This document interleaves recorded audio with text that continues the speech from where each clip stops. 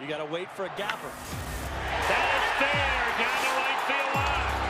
Giambi on his way to third.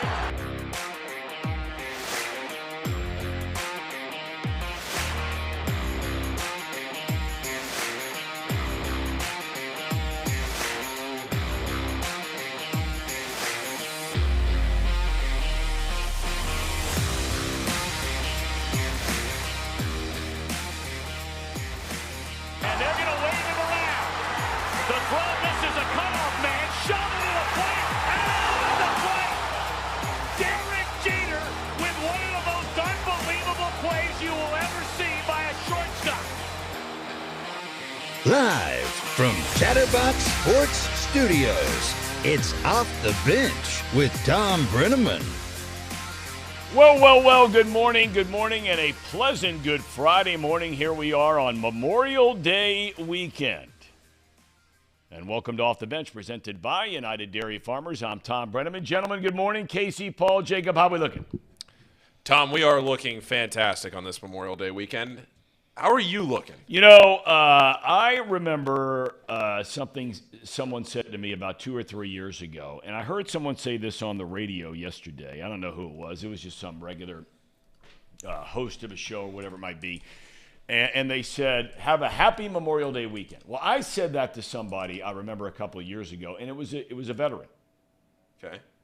Guy I've known for years and years and years. Grandfather of a kid who our son had played sports with, and I coached his grandson in baseball and basketball for years and years and years, and I knew that the grandfather was a veteran in the Korean War.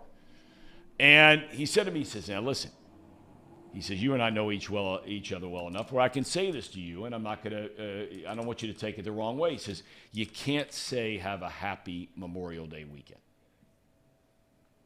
He said, because Memorial Day is to remember, right, and pay homage to those who died in service to this country.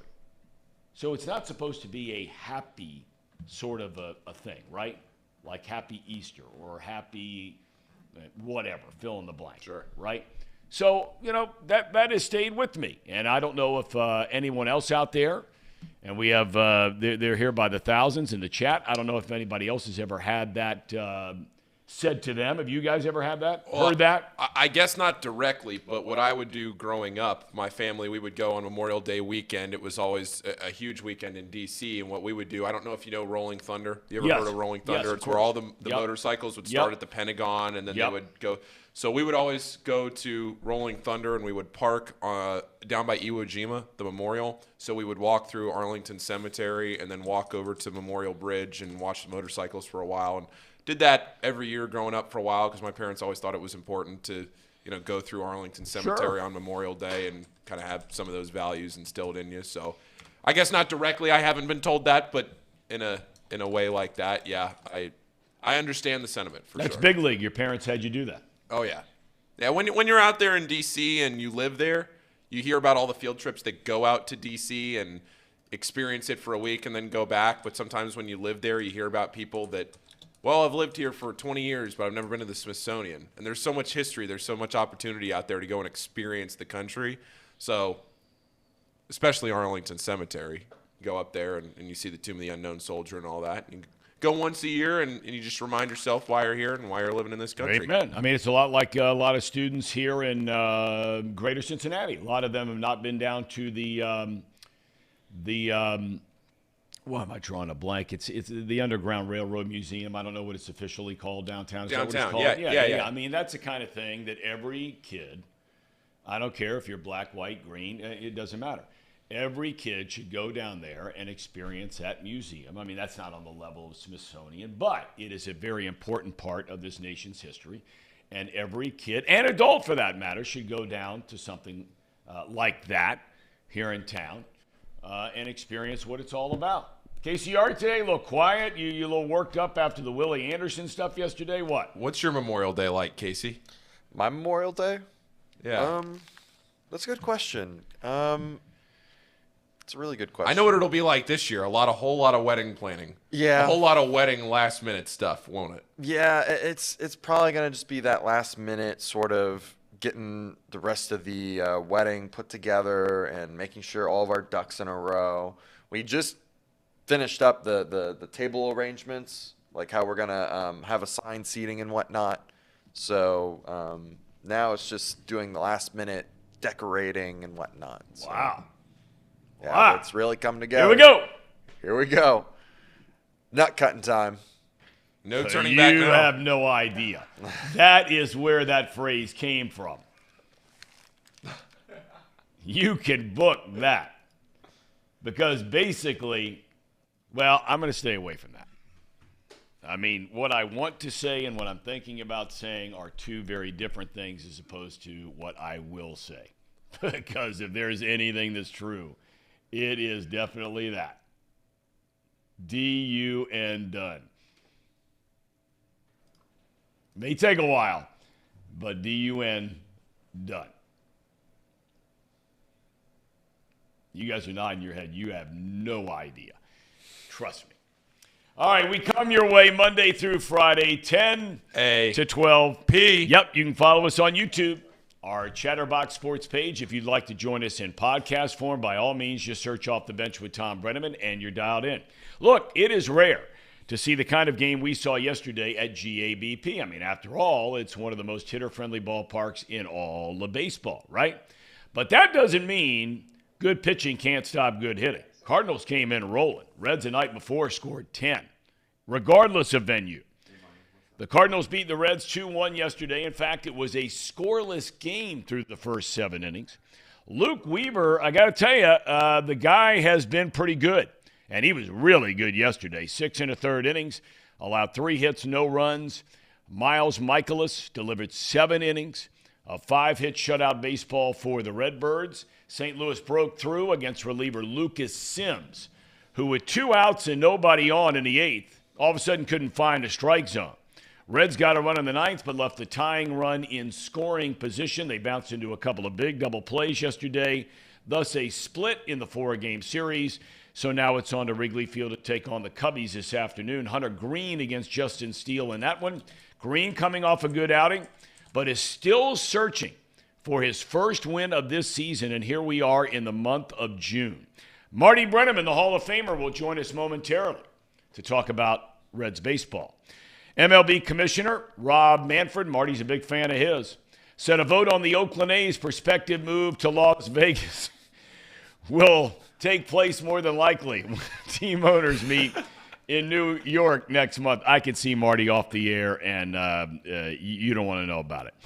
In the NBA, do we have a series now in the Eastern Conference Finals? Miami was out to that 3-0 lead, right? Now all of a sudden, the number 2 seed Boston Celtics have won back-to-back games by a combined 30 points to make it 3-2. Heat star Jimmy Butler scored only 14 last night in that 110-97 game. But he says he's not worried. This is why Jimmy Butler is on the first team of Nutcutter Nation. Because he came out and said, hey, don't worry about it. That's not who we are. We will bring home the goods. Denver awaits the winner in the NBA Finals. Game 6 is in Miami tomorrow night. And the best team in the MLS, your FC Cincinnati, plays one of the worst teams in the league tomorrow night. That's Colorado. The 2 teams will meet in Denver at 9:30 Eastern time. And again, that's the MLS season, not the Lamar Cup Open, which is also being played at the same time. All right. We bring in the Hall of Famer, Marty Brennaman. You know, I have not had a chance. Good morning. I have not had a chance to ask you what you think. There's an article today written by Ken Rosenthal where he goes into this whole thing, and I really like Ken Rosenthal. I know you do too. I have a tremendous amount of respect for him. He's a good guy. He's an excellent writer. But in The Athletic today, you know, he starts painting this picture, which a lot of people fall into this trap about, you know, why would the A's be going to Vegas? Well, you know, Dad, you and I have been going to Oakland for a long time.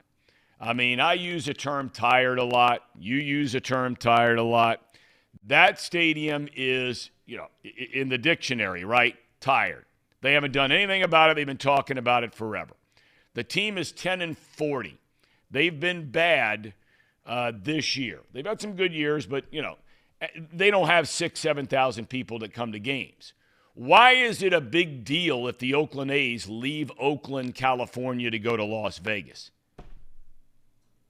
I don't see where there's any big deal about it. I mean, when they were really good, they didn't draw that many people, given the level of success that in past years they have played at. And I think the ownership of that club has gone the extra mile in trying to do whatever they could do in order to stay in the Bay Area. Now, granted, they wanted to at one time move to where it was, Sacramento, and the San Francisco Giants stepped in and said, "Nope, you're crossing the line as far as territorial rights are concerned," and they vetoed that move. Okay, fine. What little I've read would indicate that the Oakland A's came up with a plot of land that they would have agreed to build a stadium on. It was not where the ownership of the club wanted to put the stadium, which I think the ownership of the club has a perfect right to say, and tried to negotiate something that would give them a piece of land. I think they wanted to be somewhere in the same general area as where the stadium is now. And then obviously tear that dump down. That's a worse ballpark, by the way. In the 46 years that I broadcast big league baseball here in Cincinnati, that's a worse single ballpark of all of them. That's worse than Shea Stadium. That's worse than Tampa Bay. That's worse than all of them by a country mile. And so I'm really shocked that Ken Rosenthal takes a position he's taken, because I think the A's have, the ownership in that club has done their due diligence and working like hell to keep that team in the Bay Area. Obviously, it's not going to happen. And I thank God for being able to move to Las Vegas and get a state-of-the-art ballpark. I got to tell you, and you say the speed of it has been quickly. It's not been a quick process, as you just alluded to. I mean, this has been going on and on and on and on. California legislature, through 2 or 3 different mayors of Oakland, California. The current mayor says she's done negotiating. Rob Manfred was asked about that yesterday. He said, hey, look, she's the one that said no more negotiating. So, you got to ask her if this is a quote-unquote done deal. What do you think, though? And I know you don't go to Vegas a lot. The NFL's the NFL. We acknowledge that all the time. It seems like no matter what they do, they hit the lottery. But what do you think about Major League Baseball in Vegas? 32,000 retractable roof stadium they're talking about. The population has grown. It's a big city now. It's not just some strip, and that's all there is to it. There's beautiful suburbs, all these kinds of things. But what do you think about baseball in Vegas? Well, I mean, in what respect? I don't have a problem with it. I mean, if you're talking about the elephant in the room, which would be gambling, I think baseball has settled that deal for once and for all when you consider the millions and millions of dollars that they're reaping from the gambling industry by way of advertising and such as that. So I don't see where moving to Las Vegas is a problem. The one thing that they're not short on is money. They've got plenty of that. And so when they talk about building a 32,000 seat retractable roof stadium, that's exactly what they're going to do. And I think 32,000 is a very workable number. I don't think that's a bad figure at all. People say, well, it's too low. Well, I don't know. I don't think it's too low. I think it probably you might bump it 4 or 5 more thousand, 36, 37,000. But if you can't get that, that's certainly not a deal breaker. So I think the nature of the game being what it is today, that there's absolutely nothing wrong with moving a team to Las Vegas. And you sure can't compare, but the NHL team has been overwhelmingly successful there. The NFL team, the verdict is still out. It's a short sample, but I think they're going to be very, very successful in attracting people. So I don't have a thing wrong with moving a team to Las Vegas. Okay, let's shift gears real quick now to. Well, no, I want to ask you one more question on that because there's been a lot of talk about Major League Baseball wanting to expand. This would not be an expansion; you would just be Right. relocating. There's been a lot of talk about cities like, Charlotte, Montreal again, Portland. There are others. What do you think about baseball expanding? I think two more teams is fine. I think that's fine. The thing that I'm shocked by, unless I misread this thing, and Amanda and I were talking about it the other day, is that the amount of money it's going to take a group to get a yes from Major League Baseball in terms of one of the two existing expansion teams when it comes to that is $2.1 billion. That's staggering to me. Yep. I'm sure that I would love to hear that guy you've got coming on after me to explain why the money is that much. But I don't have a problem with it. As long as there are cities that want big league baseball and they're willing to go the extra mile in every respect in order to get it. You mentioned some of them. Nashville is also in there with Charlotte and Montreal and probably I don't know. Vancouver was always a city that was mentioned in the past. I don't have a problem at all with it. Does it dilute the talent on the big league level? Well, we're used to that. Once baseball decided to really get after it and start expanding the number of cities that would have big league baseball, we've seen a reduction in overall talent. Now, maybe it's started to come back some now, but I think you're going to see them take a step back again when they expand two more teams. The one I'm really curious about is the one down in the Tampa Bay area, because the latest there is that those people Tampa has shown no interest at all in being a publicly funded stadium on that side of the Bay. So all the news is coming out of St. Pete. And I really go back to what was said years ago. If you don't build a ballpark on the Tampa side, that way you start to attract crowds from Orlando. Those same people are not willing to go across the Howard Franklin Bridge and go into St. Pete to see that team play, but they will come to Tampa. I don't, if Tampa's got a problem with publicly funded stadiums, then I don't blame them, because I feel the same damn way about that. But I don't know how a team is ever going to be successful if you build a ballpark in St. Pete and that's where they play. Yet that's what they apparently are headed toward. That club, that whole situation's a mess too, and that's something I think the commissioner would readily admit that they're going to have to come to a meeting of the minds and get that situation settled once and for all. If you assume that the Oakland situation is settled before they can really talk seriously about expanding. See, the thing that concerns me, and I don't care if they put the thing in Tampa or St. Pete. I mean, to me, I say to myself, okay, now I don't live down there. I don't know the traffic situation, whatever the case may be. There are a laundry list of reasons you can give. I also remember, though, in Miami, where they weren't drawing anybody. They won 2 World Series down there right after they were an expansion club in '93. They win the whole thing, they win it twice in 97 and 03, and nobody comes to the ballpark. And everybody's selling Major League Baseball a bill of goods saying, well, there's rain all the time. Nobody can come to BP. You've got this and that. If we just put a retractable dome stadium right in downtown Miami, man, they will file in here by the tens of thousands. Well, that's what they did. Yeah, and they're not. In fact, they're drawing worse at this new ballpark, and it's a nice ballpark, great place to come watch a game. They're drawing worse there than they were up at Joe Robbie Stadium. It's terrible.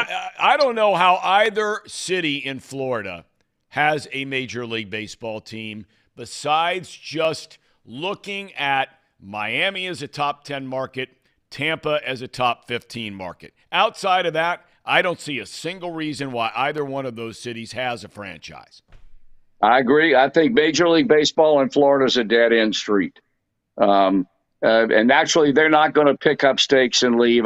You got to believe Miami's got the Marlins have an incredibly long lease. Once they built that ballpark with a roof on it, they got them to sign a long lease, figuring this is going to be the pot of gold at the end of the rainbow as far as attendance is concerned, and it dramatically has not been. But you're right. The situation in Tampa Bay is bad. The situation in Miami, in a lot of respects, is worse because they gave them what they wanted. They wanted to get out of Joe Robbie Stadium, which is out in the sticks, and go downtown. They built them a ballpark down there, and they can't draw flies down there. So for my money, Miami, or rather Major League Baseball in the state of Florida, is a failed project. And they ought to figure out a way to get both of those franchises out of the state and in some areas of the country that are going to be much more lucrative in terms of fan interest. You know, Dad, though, this is where you get back to that chicken or the egg thing, though, right, as it pertains to Miami. Not so much Tampa, although I think that you would view theirs maybe in a slightly different lens. But, you ask yourself the question in Miami, people on one side would say, well, look, give me something to watch. I mean, they have the lowest team payroll, basically, them and the A's, every single year, along with Tampa Bay in Major League Baseball. So, the old adage about, well, you build a new stadium, are the fans going to come support a team that doesn't spend any money or win any games? In Tampa, they play in a terrible ballpark. They do have a team that wins a lot of games, but nobody comes. Right. So, right. I mean, I don't know the answer. Well, I think the answer, I don't know that there's a tried and true answer. I think you consider the market sizes and parts of the country. I think all that have to weigh in. And you're right.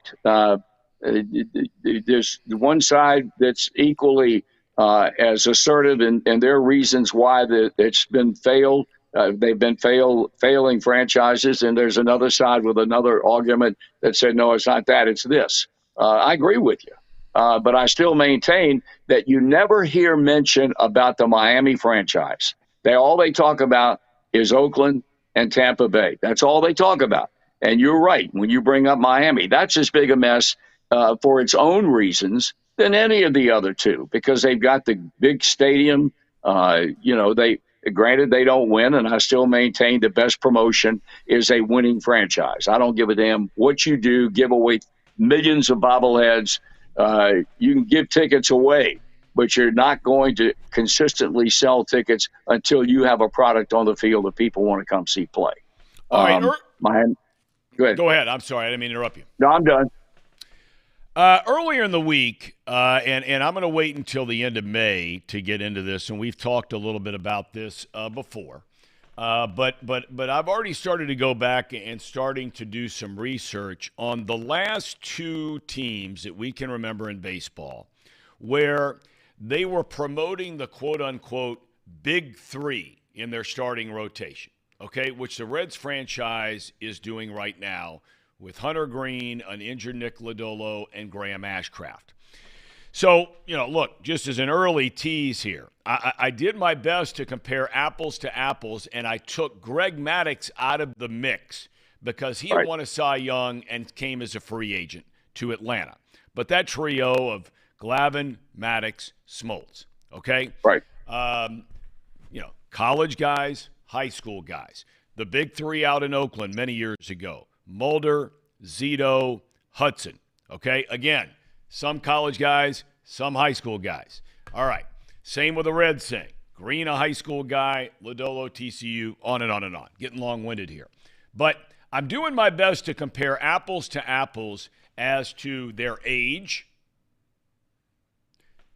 their experience in the big leagues. Okay. The numbers are staggering, and we're going to present these once we reach June. They are staggering. What all those other guys did their second year in the big leagues at 23, 24 years old, compared to what we're watching now with Green, Lodolo hurt, and Ashcraft. Green is starting today, has not won a single game this year on a team that's not been a rotten team. It's been a competitive team. They've at least gone out there and competed this year, unlike last year. What if this big three isn't a big three? And I'm not suggesting they're going to be Glavine and Smoltz Hall of Famers, Mulder, Zito, Hudson. Hudson is going to be a Hall of Famer. I'm not saying that. But what if? Well, I mean, it's a topic to discuss, certainly. But in terms of the club hanging their caps on the big three in promoting those three kids, who in the hell else did they have to promote? Right. I mean, come on. An injured Joey Votto, Spencer Steer, Fraley, TJ Friedel, all those kids. Who else are they going to promote? They're going to promote those three guys for a number of reasons. One, Hunter Green is Hunter Green. We know what he did. He was on the cover of Sports Illustrated as a high school kid. He throws 1,000,000 miles an hour, which I don't think means a damn thing anymore.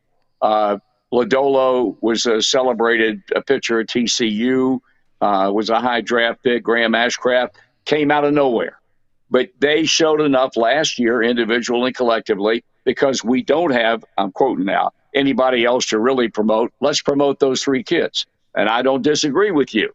Now they're in their second year, not their second full year in the cases of any of them.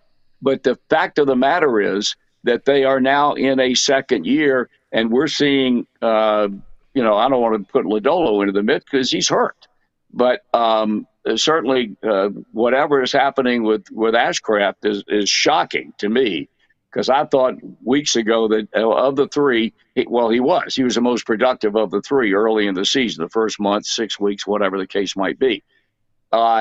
If these three don't pan out to be what they think and what they hope they will be, this club is going to be in a long, long period of futility. Luke Weaver is a guy that I find pretty interesting here. I mean, we've talked about the big three. We've talked about Abbott coming up one day. We've seen Williamson now brought up because of injuries or ineffectiveness, whatever it might be. Weaver's a guy who was a very highly touted guy, much like these other guys. And he was involved in a couple of big trades. He's been hurt. We saw him in spring training, gets hurt again. But I got to tell you, to me, and maybe this is just experience, Dad, I don't know, because he's had some experience and a lot more than those other three guys have. He at least looks to me, I mean, you look first pitch of the ball game yesterday, right? Now the Cardinals up there, the hitter's up there ready to swing the bat. But, I mean, one pitch, one out, bam, as soon as the game starts. I mean, this guy's out there throwing strikes. He's competing, and I like what I see out of Weaver. No, I don't disagree with that at all. I think experience certainly has a lot to do with it, but I think even as much as that is concerned, the fact that he's now healthy and he's out there to take his turn every fifth day, he's a young man who has seen the ups and downs of this game as it pertains to players, and specifically in our case, pitchers, and I think has benefited from it. I watched him yesterday, and he was very, very impressive. I like what I saw. I like his maturity and his calmness on the mound. But again, I think it all goes back to experience and having dealt with the pluses and the minuses of trying to gain a foothold with a big league ball club and have some measure of success at this level. The Brandon Williamson kid, he came up and when he made his first start out in the worst ballpark in the big leagues to make a major league debut, and that was Mile High Stadium in Denver, and he went out and pitched brilliantly and didn't pitch badly the other time out. But this kid came with a lot of pub because he was a focal point in that trade from Seattle that sent Winker and Suarez out there a couple of years ago. So they are two young men, along with the Abbott kid, who we've yet to see pitch in the big leagues, and you got to believe he's going to be up sooner or later. They're kids that could come out of nowhere and maybe pick up the slack that if, in fact, God forbid, one or two or all three of these so-called big three in the rotation don't pan out in the long term. It's certainly something to be optimistic about. not having these three guys getting it done for whatever the reason, and nobody else showing up on the radar. There are young men showing up on the radar, as you mentioned, with Williamson and Abbott to come, and a little bit older and wiser Luke Weaver. So, you got to hope that those three kids that we talked about earlier, Green, Lodolo, and Ashcraft, can get their act together and pan out. But it's certainly something I think to be concerned about. You'd like to see Hunter Green go out and beat Justin Steele and the Cubs in the afternoon game at Chicago today. Brian in the chat, all he writes is, Marty, do you miss hearing ring, ring, ring, banana phone, banana phone? do you have nightmares hearing that song and recalling the days of rain delay and the banana phone? Ring, ring, ring, ring, banana phone. Do you miss those days? Is that the best question you got? Well, it's a question. I thought it was important today. The answer to that question is no. I do not miss that. I was the one who led the charge to eliminate that after we got that famous question, because of some of the stupid questions that we got from guys that would call up half drunk or else want to hear themselves on the radio, so they'd have the radio turned up, which would cause feedback, which would piss me off. No, I do not miss the banana phone. Oh, I'm what else you got? No, some of the people that would call up there, you would enjoy. The old coach down there somewhere in North Carolina, he'd call all the time, and some of those guys a lot of us remember. I mean, come on. No, those people, I miss those people. That's what I miss about my job. There are a lot of people I miss about my job. Do I miss broadcasting baseball? Absolutely not. 46 years, I did enough baseball. That was a chapter in my life, and I turned the page on it. And I've turned it very successfully, I might add. But yes, I miss the old coach. He and I used to have some great conversations. I mean, I still stay in touch with him through text messaging and whatnot. And he's doing well. He misses not being a radio star anymore, which, if you live in a small town in Carolina, you lust for that every now and then, which he does. But at the same time, having that thing ring and that song, no, I do not miss that one single bit. All right, your good friend Everett wants to know, and this is Ask Marty questions here today. Marty, mustard? Wait a minute. I'll determine whether Everett's my good friend, but go ahead. All right. He wants to know, Marty, mustard, ketchup, neither on hot dogs or hamburgers? Mustard and ketchup on hot dogs with onions, lettuce, tomato, mayonnaise, and onions on hamburgers.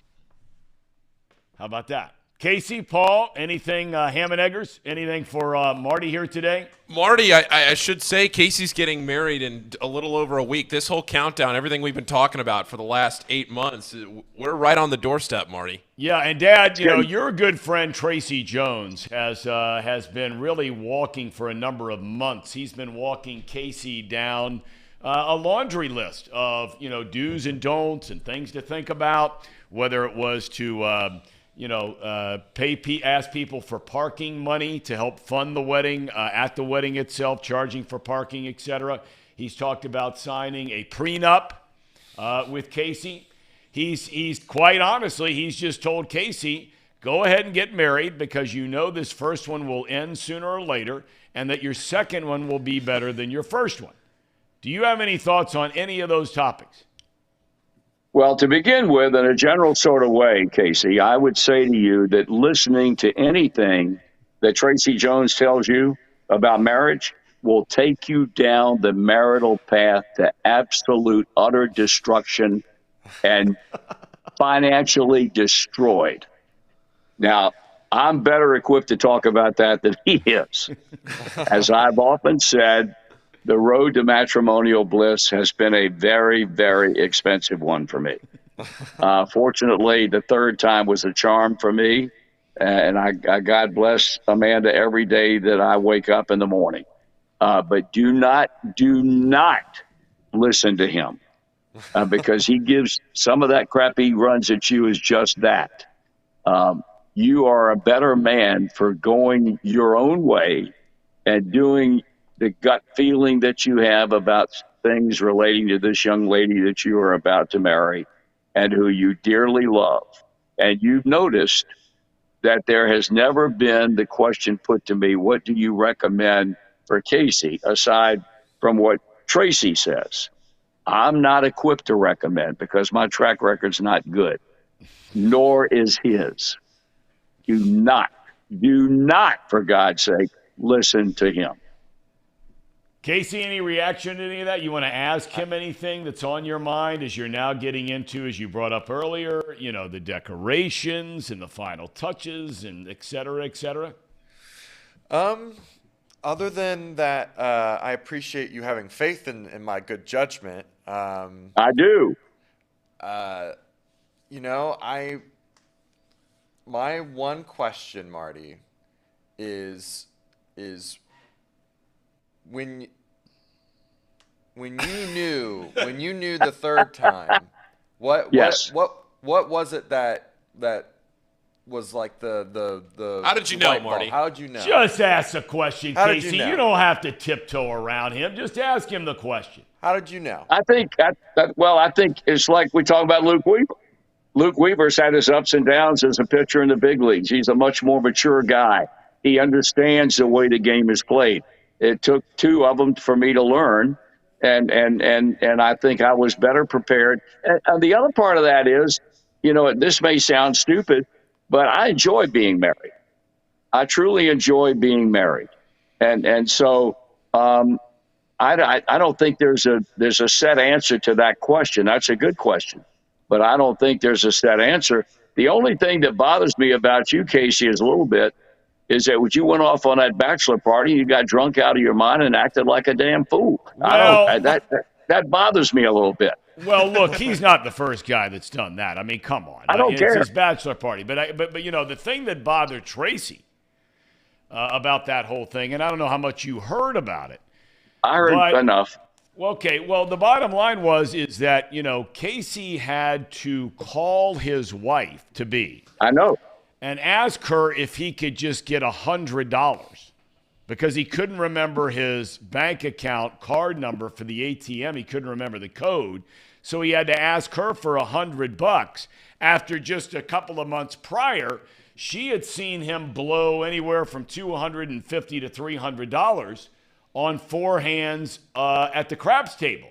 So Tracy had concerns there. You know what?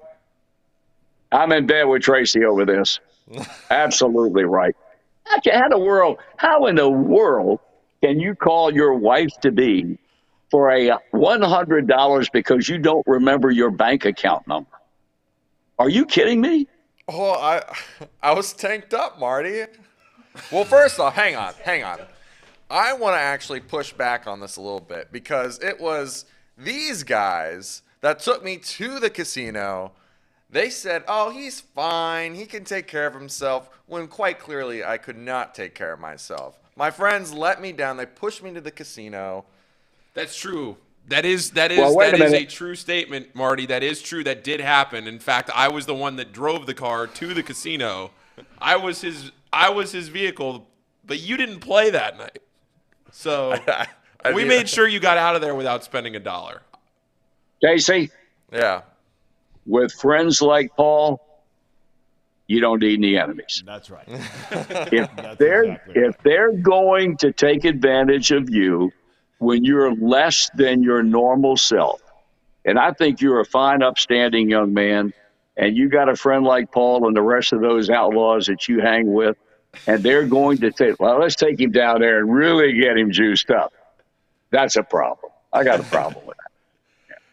Hey, Marty, I'm in the booth for the last baseball game of the season tonight. You got anything I should shoehorn in? Anything on? Well, wait a minute now. You got to tell him what the game. This is for the Big East Conference Tournament Championship. Yeah, right. Yeah. You're doing a play-by-play tonight. Big league game. Xavier and who? It's a consolation game tonight, so it's UConn and Georgetown to play Xavier tomorrow. Okay, all right. So you're leading up. This is like the semifinal game, for lack of a better term. Basically. Okay. Yeah. Okay. Then I'll be in the dugout tomorrow for the title game. So. Yeah. So, in other words, Xavier's already in the championship game. Yeah, they played their way into the title game last night, and then tonight. It's the loser. It's the winner of the losers bracket game tonight. Plays Xavier tomorrow. Yep. Right. Yeah. No, I don't have any advice. I think it's wonderful. Xavier's baseball program has a chance to go to the NCAA tournament. I think that's great. Just don't screw it up. I mean, let's be honest about this now. You could. I'm very liable too. Yeah, no, let's make no bones about it, Marty. I'm kidding with you, Paul. I think it's great, and I'll be rooting for Xavier tomorrow to win that game and then go on to the NCAA tournament. I think that's great. Love it. Indeed. All right, Dad, thanks for the time, and we'll look forward to seeing you. Your grandson's high school graduation is Sunday. Big weekend for you and the entire clan. And then the big game on Wednesday night at Dayton. That's exactly right. That's right. All right, pal. All right. Have a good day. We'll see. All right, guys. See you. So, guys, there you have it. I mean, we were able to cover a lot of topics. We stayed with some baseball, right? Even a little college baseball sprinkled in there at the end. But also, Casey, for a guy who's done it 3 times, not just twice like Tracy Jones, but 3 times, handing off some advice. He's a big fan of yours and this decision you're making. Yes, he is. If you had to say who's really more real about cutting right to the chase, now neither one of you have been married. Right. I know who I would vote for. But who do you think is really laying all the cards out on the table? Advice you're getting from Tracy or advice you're getting from the Hall of Famer? Laying their cards out on the table? I mean, they are putting it all out there. I would have to say it's Marty, right? Marty is Marty? Paul, who do you think is laying it all out there?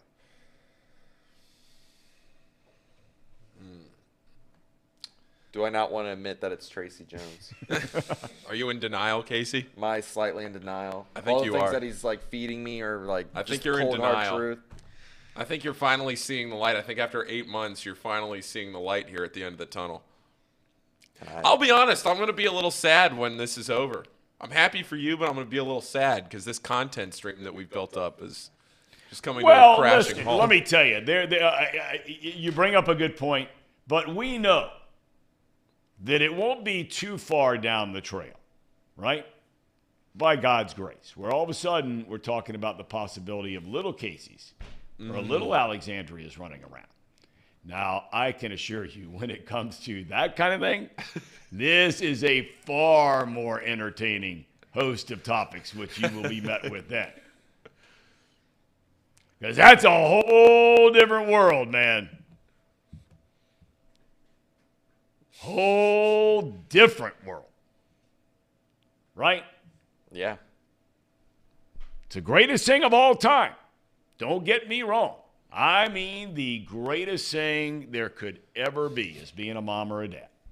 And it's not to say that those that aren't, but for those that are, and many of you that are in the chat, some even grandparents now, it's the greatest thing of all time. But with Alexandria, she gets up in the morning, she's off and running, man.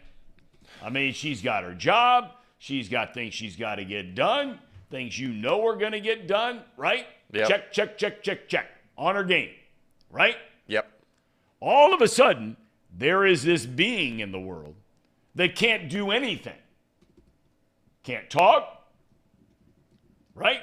No responsibilities, not checking any boxes. They can go to the bathroom and they got to eat. And they can only do one of those 2 things by themselves. And you're the one responsible for cleaning up when they go to the bathroom. I'm just trying to sit here and imagine this man that sits next to me every day, Casey McCollister, changing a little Casey diaper. That's probably far into the future, if I had to guess. Got to tell you, the player formerly known as Mouse Cop has vaulted to the top of the rankings. Whoa. some. Really? What He spurred knows that? who the Marymount Warriors are playing in the state semifinals in lacrosse on Wednesday night. Columbus DeSales. And he just chimed in on that. Says they stink. I wish that part was true because they don't stink. They're really good. They're the defending state champs.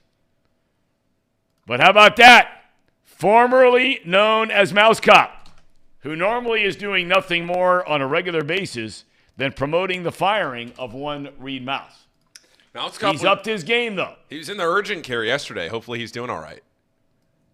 He was chatting in on the show live from the Norwood urgent care. Don't really know why. I asked him if he was going to the Xavier game last night. He goes, I'm not feeling great. All right, well, I'm waiting to hear his reply. I hope he's doing all right. Boy, now you got guys that are really trying to beg their way in. I mean, Everett, I love you, Everett, but come on. Let's go, Warriors. Has he said that all year long? Is there a box lunch today? I believe so. Reed can chat in here in a minute. I think he did. I think we are. I think we're doing it. Okay. So here we are getting into the whole David Bell and lineup thing already again today. Oh, my God, AJ, come on. I mean, now you're really begging. Luke Brennaman, elite goalkeeper, leader of men. I mean, that is reaching. I give it up, but that's reaching. All right. Everett has said that he has been behind Marymount during this entire run. Today, Justin Steele is on the mound. And here you have, again, fans are not happy. They're not happy right out of the gate after the fact that you have no Friedel, who just came back, been one of your better offensive players. No Jake Fraley. Both left-handed batters, right? And this whole thing about the computer got him. Now, listen, I'm not a fan of the computer. I understand the computer. I understand data that is out there. I get it. And look, historically speaking, over the 100-plus, 150-plus years of Major League Baseball, most, not all, left-handed batters are not good hitters against left-handed pitchers. More times than not, that has been based upon getting very few at-bats for left-handed hitters against left-handed pitchers. Most of the time, like we're seeing here today, even before the analytics generation and world came along, a lot of lefty manager was. They were basically telling him who was going to be in the lineup, and then the guy would just write it like a robot. Okay? Didn't happen every day, didn't happen every time. It happened a lot. A lot of people have wondered if that's happening with this Reds team. I don't believe for a fraction of a second that Nick Kroll or anybody else in the Reds baseball hierarchy is saying to David Bell, here's who should play today. I think they both have access to the same information. I think Fraley, last time I looked, Fraley has a total of 18 at-bats this season against left-handed pitching. Now, you'll go back over his, lifetime numbers, all that kind of thing, right? And you'll say, okay, well, he's hit this against lefties, so that automatically means that he can't hit lefties. But isn't there something to be said for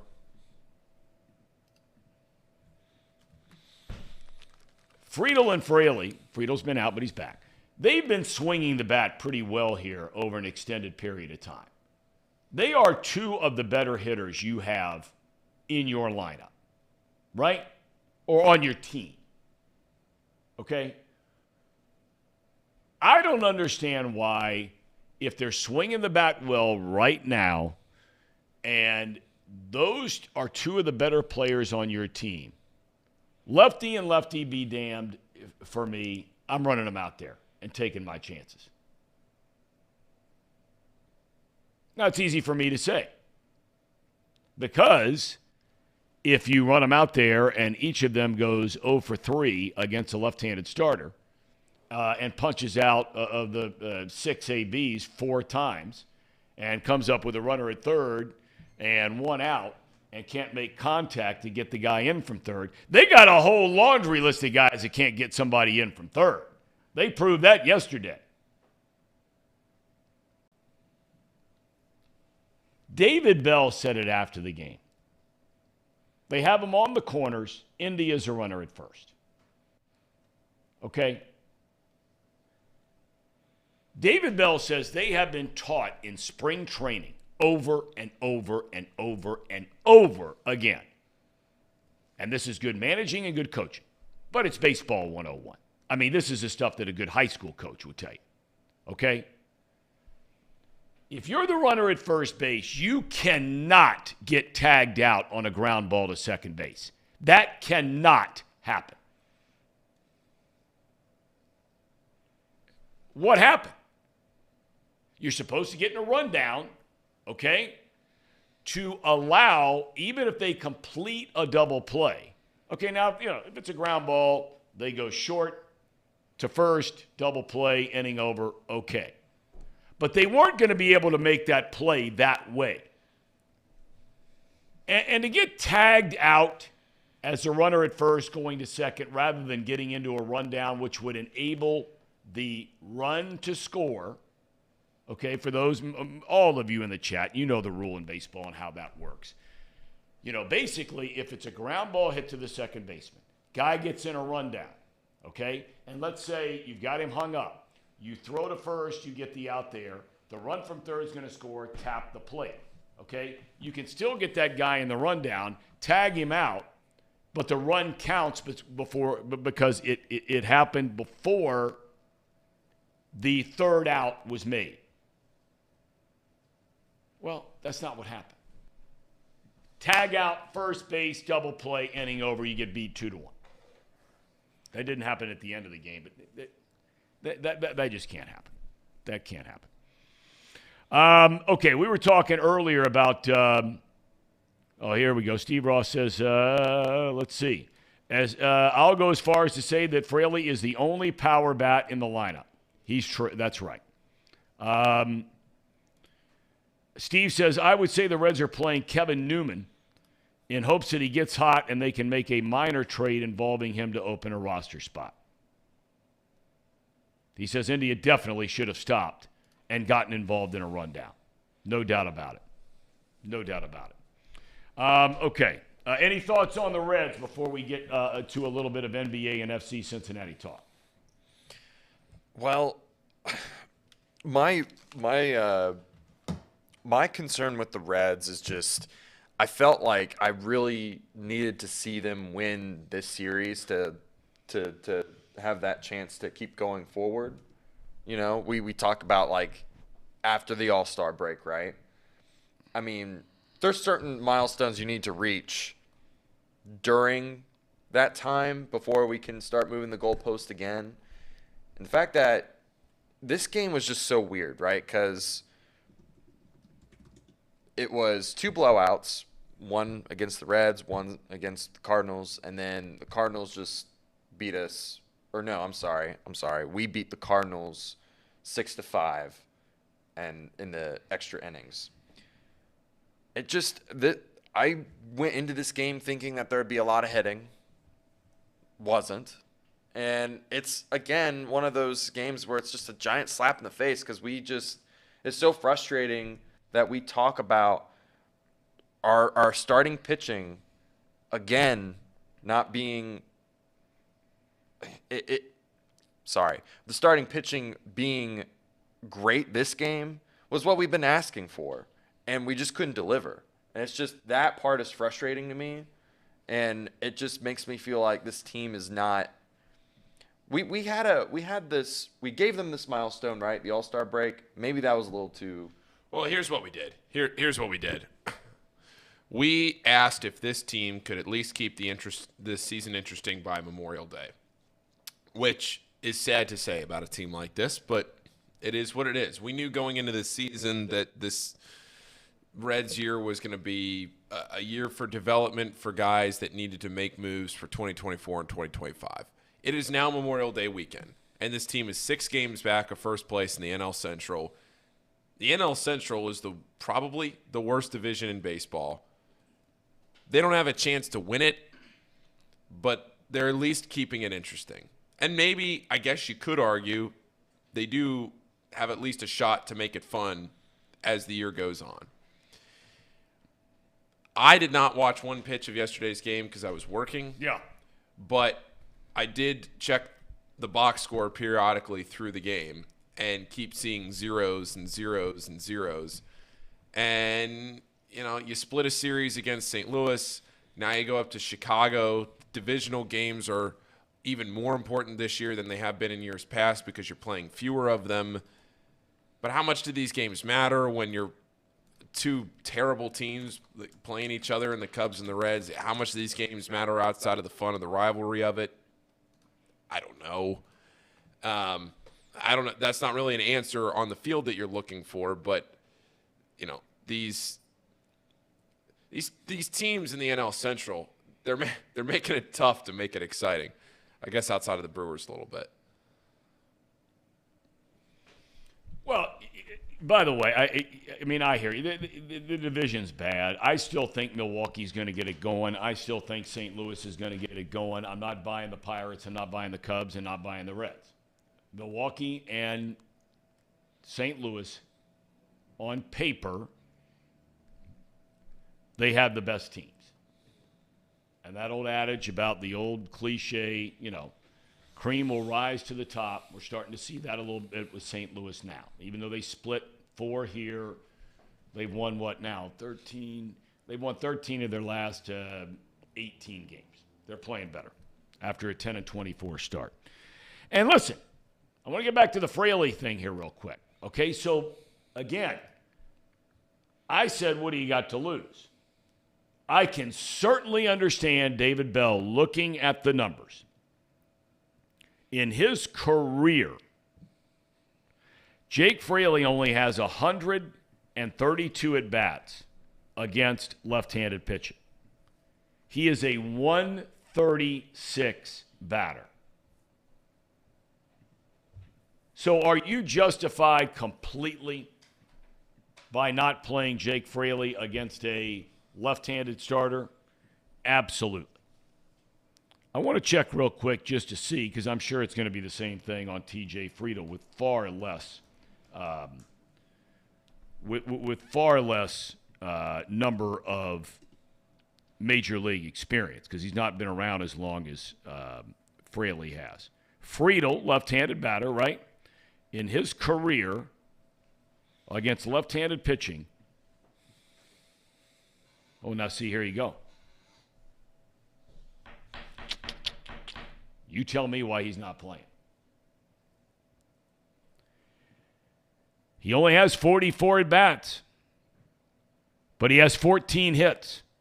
That is a .318 batting average with an on-base percentage of .388. Frio's got speed. He can steal bases. He's doing it already this year. That's a big part of the Reds' game this year because they don't hit home runs. So I asked the question, I can get it with Fraley. Do you get it with Friedel? I mean, are you kidding me? They don't have a guy hitting anywhere near 320 right-handed, left-handed, or somewhere in between on the year. No, not even close. And he's hitting .318 in his very limited career. And he's getting on base almost to the tune of 39% of the time. So how in the world is Friedel not in the lineup? He just came back. Now, again, I always like to say, because I'd be privy to certain information about, with a manager, or he'd say, man, just pick this case. And I'm not saying it's what happened today, but just as an example, Joe Blow came in and not feeling very good. Or Joe Blow came in and felt a little tweak in his knee, his last at bat in the game against St. Louis. Okay, well, he's not in the lineup. But they don't want you, for some reason, the managers will be like, but don't use that on the air because, okay. But I'm having a really hard time understanding how in the world Friedel is not in the lineup. He's one of your better players. I'm with you, Tom. Okay, so with the chat, we've got a little bit of I get it and a little bit of not. Okay. We're going to be a little bit shorter today. I still want to cover a couple of FC, right? Yep. Want to cover a little bit of that. Want to cover a little bit of the NBA playoffs. Cover a little bit of that. Because all of a sudden, do we have a series between the Celtics and the Heat? Yeah, we do. All right, Ham and Eggers, take it away, Mr. President. Please address the nation. Lord knows we need help. It's that time of the show, the Ham and Eggers. These guys are great. Trust me, I would know. I introduce all the best segments. We talked about Tracy Jones with Marty Brennaman. And Tracy Jones, whenever he comes on the show, his segment is always brought to you by Encore Technologies. Encore Technologies provides IT solutions for a data-centered world with a suite of services from mobile computing to desktop to data center, supporting both centralized and work-from-home computing models to improve efficiency and productivity. Visit Encore.tech. The path to innovation begins here. There's a new premium alkaline water, Pani. It's fantastic. I wasn't looking for a fill-in there. I was just giving it dramatic effect. It's great. It's made in Hamilton, right across the street, and it uses natural limestone filtration, unlike the artificial processing that many other brands use. The result is a healthy alkaline water that is the best tasting water in the world. You can visit their website at paniwater.com. That is PAHHNI water.com. PAHHNI water.com to see where you can buy this great tasting water. Brian B. wants to know, does David Bell make the lineup or the front office analytical department or a combination? It's definitely a combination. I don't know who leans more, and I would love to know the answer to that. I sat there last night till about 1 a.m. watching Moneyball, and it's not an apples-to-apples comparison, but it is interesting thinking back to my time in the minors a couple of years ago and seeing how they went through things, and really the manager on the field that year, it just was, you got to slot in, you get a lineup, and you do what you got to do because of the numbers that you're given. I don't know how the Reds operate per se, but I know that the value of the manager has declined in the last 15 years because you have a number, you have a spreadsheet, and that spreadsheet really tells you how to manage a game. You make it a 6-inning game, you get it to the bullpen, and then from there you let the bullpen take it the rest away, or however your front office decides your team should be built and operated. But that's about it on my end, Casey. So drink Pawnee water, get your coffee from UDF, bet with Betfred, and get your technology solutions from Encore.tech, which, by the way, Not Too Picky's gambling graphic yesterday went 3 for 3. We all won. The Orioles money line. Second time back. Second day, and we already hit a parlay. A 3-way parlay. I don't know what that would have paid. Probably not anything crazy. Something like probably plus 500 or something like that. But still, not bad. Celtics. -8. I mean, that was not a sweat. It was the easiest bet of all time. And I hate that I'm saying this because I was rooting so hard for him. But the absolute I don't know if I've ever used this term on the show because I hate using it. Free money. But you know what was the absolute freest bet of all time? What? Michael Block having a terrible first round at the Charles Schwab Open. I mean, you could see that coming from a mile away. My guy used all of his emotional energy at the first major, or at the major last weekend, and then the first round yesterday. He's in last place by 4 shots. And I tried to find somewhere that I could bet what I wanted to bet on him. And then I felt like, no, I don't want to do that because that feels mean-spirited. And I was rooting so hard for him that I didn't want to put any money against him. But, man, you could see that one coming from a mile away. He's like 11 over. Next best is 7 over. Poor guy. Let's get it back together today, Michael. Come on, Michael. Let's get it back together today. Speaking of golf, our buddy Steve Flesh, right? Yeah. Champions Tour. Yeah. Even after the first round. And he is in 23rd place. Purse $3.5 million. Fields Ranch East. Senior PGA Championship. We're rooting for him. He's got to have a big round. I think the majors are the only ones the seniors go 4 rounds. Is that right? Yeah, they must because they played Thursday yesterday. Normally they go Friday, Saturday, Sunday. So we'll be rooting for him. He's teeing him up today at 125. But you're right on block. You knew that was going to happen. Yeah, I mean, I feel really bad saying that because. Why do you feel bad saying it? Well, because I wanted him to succeed. Yeah, it's a good story. I was rooting for him. So it pains me to say. But you separated that you thought that would be, if you're a gambler, you got to take the emotions out of it, right? Yeah. Okay. And all these sports books all week were pushing the Michael Block to make the cut. Michael Block and so-and-so to finish in the top 30. Michael Block and so-and-so to finish top 20. Brother, he used all that emotion last week, and he's going to play in the PGA Championship again next year. My guy is set. He's good. He was on the cover, not the cover. He was on the facade of the TaylorMade golf facility this week. He put his face all over it. My guy is good. Did you see the 7-iron that he made that hole-in-one with? Yes. Looked like it was out of the greatest game ever played. All these people always want to talk about buying $2,000 sets of clubs and going and getting fitted for new clubs every year and got to have the latest and greatest. How about you spend that $2,000 on a few lessons?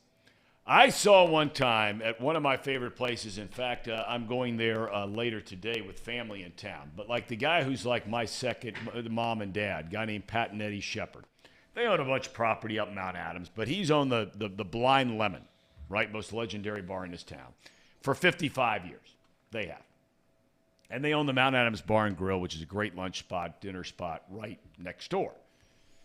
And so inside of the bar and grill, it's beautifully decorated, and he has hanging on the wall a golf bag with like 4 or 5 old wooden clubs in there. So I'm in there one day years ago. Guy I used to hang out with all the time. He's won the Cincinnati Met 7 or 8 times. A guy named Jim Volpenheim. A lot of people know that name. Okay, next to Flesh, probably the best golfer that's ever come out of this town. He was on the PGA Tour for a while and just, it didn't work out. But anyway, he's a phenomenal player, even to this day in his early 60s.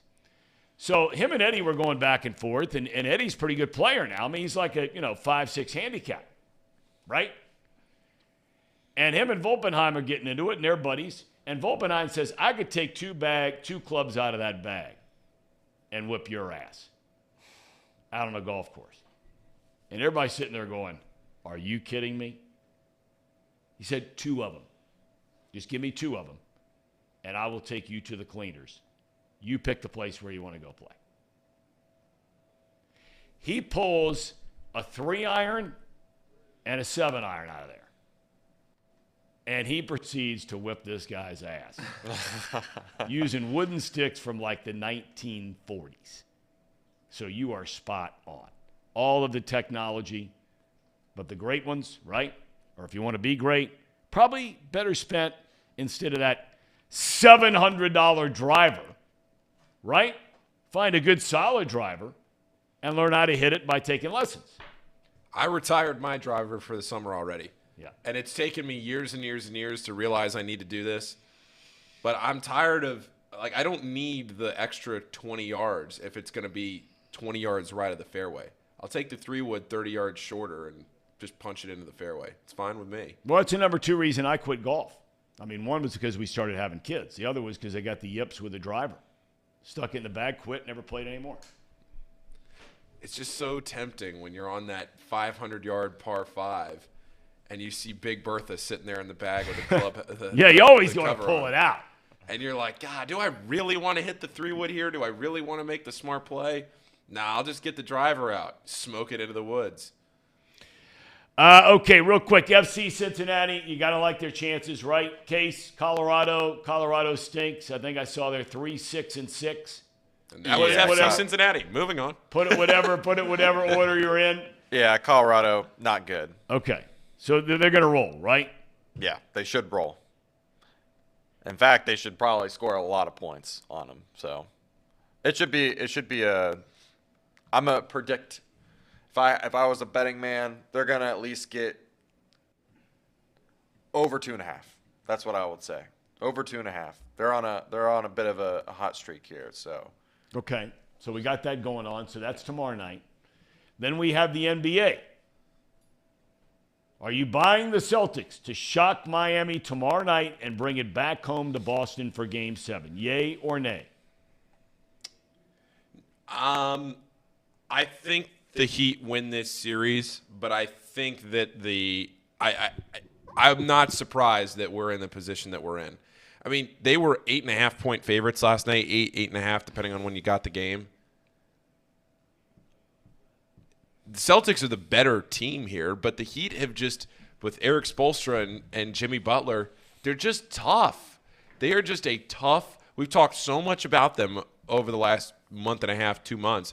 This is a team that barely got out of the playing game. Probably shouldn't even have been in this situation. Probably shouldn't have even really made the playoff field.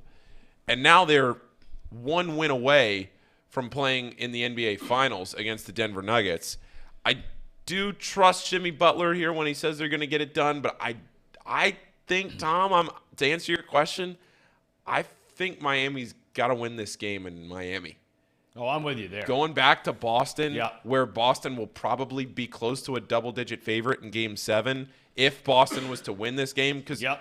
So yeah, I'm gonna say that the Heat got to get it done down in Miami. some of the I'm just gonna read off some of the lines for that NBA game tomorrow. Yep. It's 2.5 point favorite for Boston. Okay.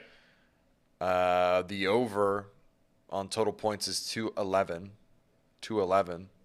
And if I were a betting man, which I am, I'm 100% taking the 2.5 for Miami, so plus 2.5, and then I'm parlaying that with the over. Okay. I mean, if this game is gonna come down to a lot of grit and a lot of passion here, so I think it's gonna be high scoring. What do you think, Paul? Give me the Heat plus 2.5, and give me the under. You're going under. You think Yeah. it's gonna be more defensive? I do. Why not? Why not? Okay, we'll go with that officially. What's the spread again? 2.5. 2.5. I'm taking Miami.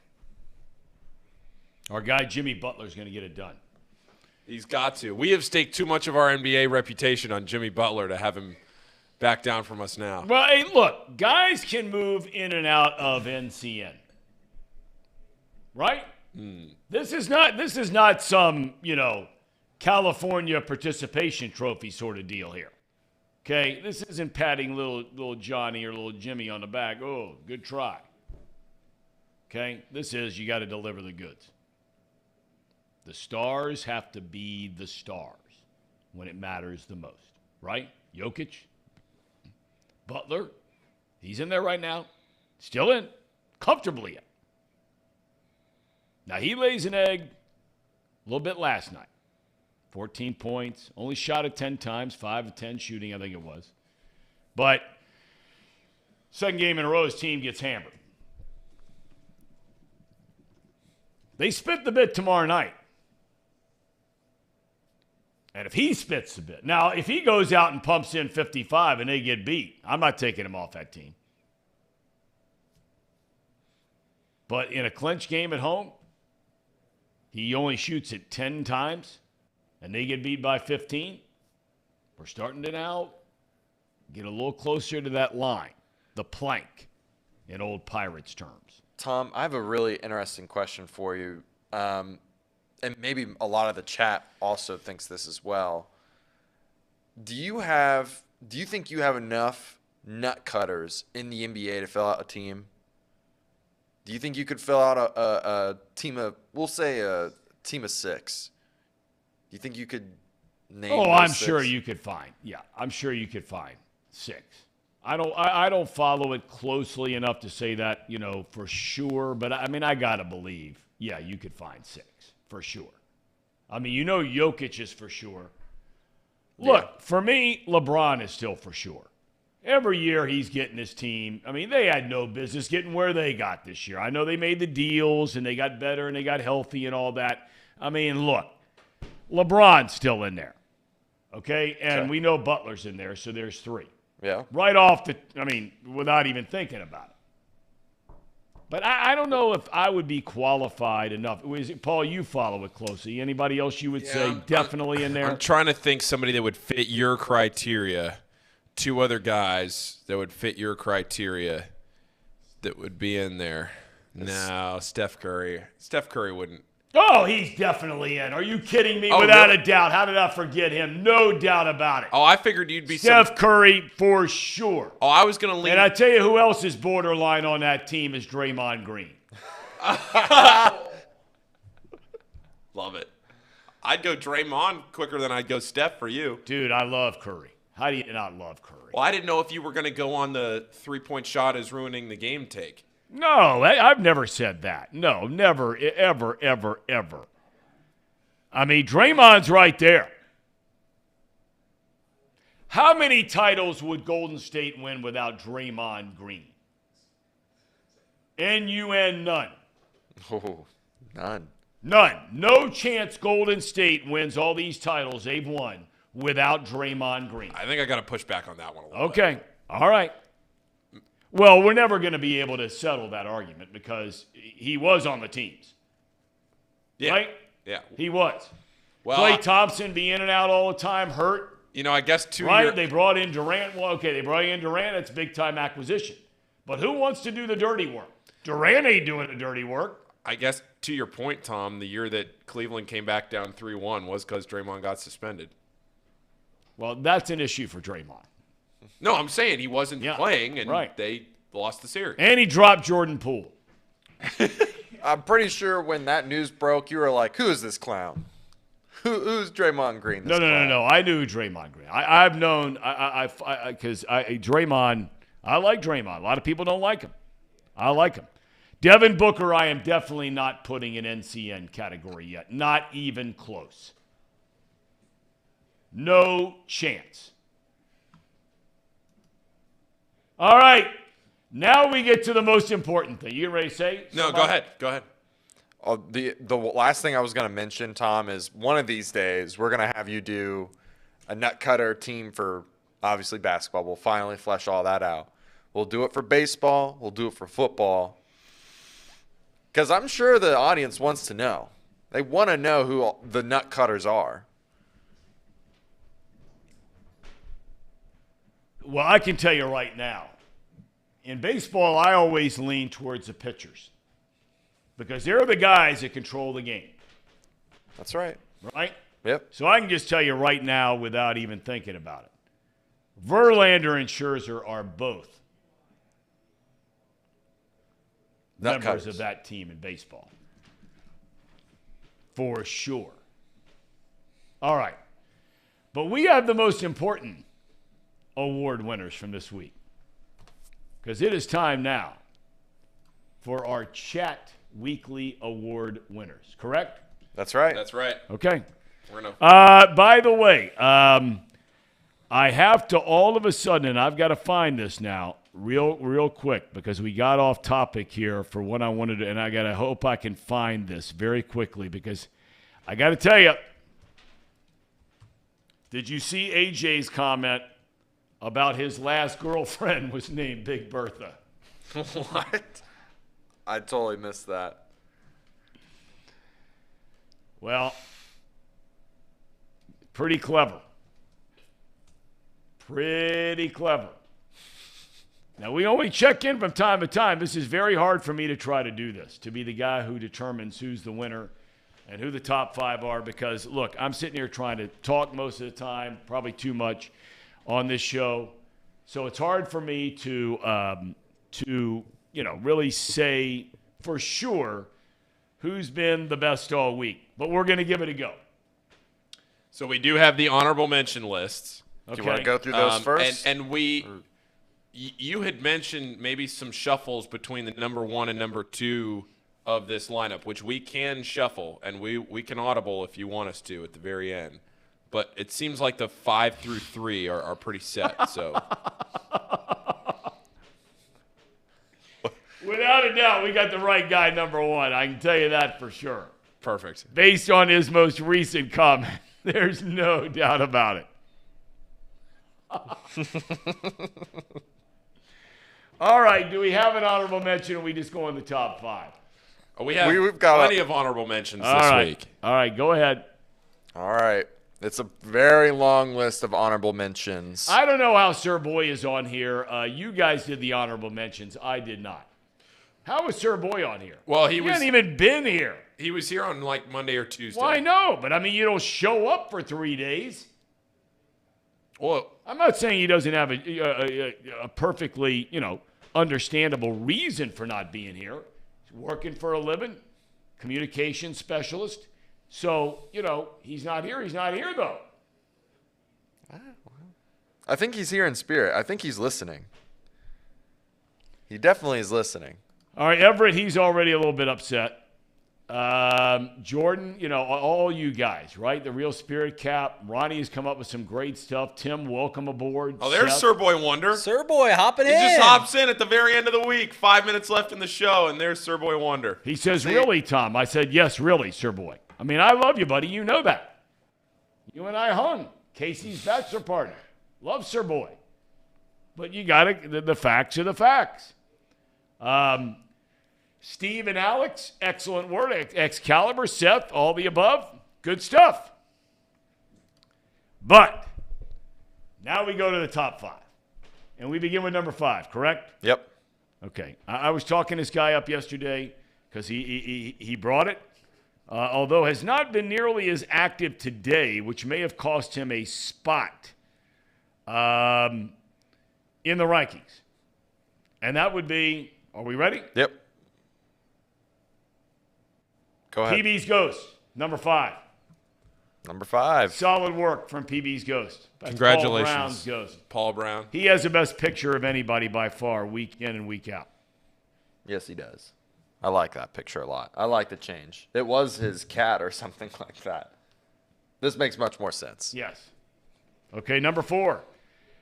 Excellent. Until today, he slipped with his most recent comment. And that would be Brian B., where he says, Devin Booker, leader of men. Oof. No. That dropped him from top 3 to the number 4 hole. Why don't we like Devin Booker? It's nothing against Devin Booker. He has not reached that category yet. And Brian knows it. Brian knows it. Sorry, Brian. It's right here in black and white. Okay. Number 3 has had an excellent week of work. His most recent comment, Kevin Durant is a clown. And that would be CJ. Let's go, CJ. Congratulations. Yeah, congrats, CJ. How about the Real Spirit Cat? He was honorable mention. He says, look, I've been hit and miss all week long, but I'm working out in California, in Napa. But we'll be back in the 513 later tonight. Travel safe, Spirit Cat. All right, Spirit Cat. Okay?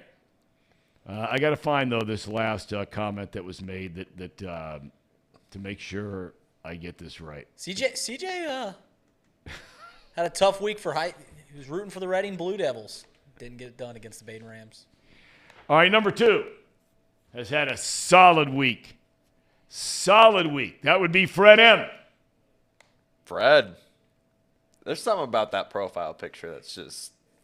I love the profile picture. I thought we put Fred in 1. I thought that's what... He was Tom made a late change. Late change? Until the comment was made just a short while ago, where the question was posed by our winner. Everyone, knowing that box lunch is coming up next, put your guesses in for Reed Mouse's short shirt size for today.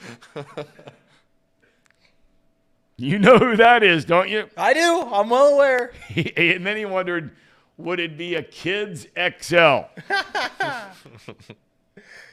Go Right? ahead. Who won? We know who that is. The player formerly known as Mouse Cop.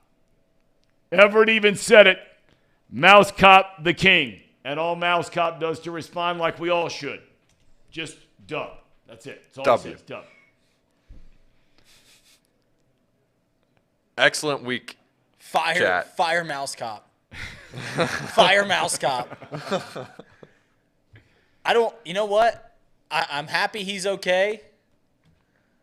But at least his week was a little more miserable that he went to the urgent care yesterday. He's okay. He's all right. We can say it in retrospect. How do you know he's all right? He's not said he's all right. He's okay. He went to the Xavier game. He's trying to get me fired.